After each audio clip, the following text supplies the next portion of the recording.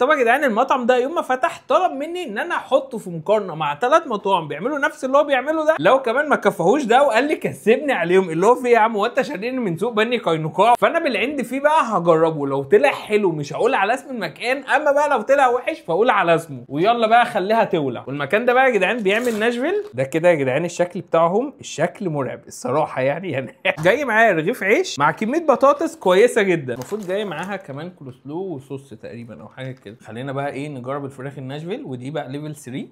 ماشي هي حلوه الصراحه يعني حراق شويتين 3 4 5 6، مرشوش عليه كمان شطه على الوش فمخليه سبايسي مرتين 3. والله جامد، بس مش هقول على اسمه. فيلا بينا بقى نخش على تاني حاجه معانا، وهي سندوتش الناشفيل. وده سندوتش الكلاسيك بتاعهم. ايه ده؟ المكان ده جاي معايا بالغلط والله العظيم. هي طلبت سندوتش سماش وانا طالبه ناشفيل. ايه العكنانه دي بقى؟ ايه الشكل بتاعه حلو يعني، مش هقول عكس كده، شكل حلو. ماشي.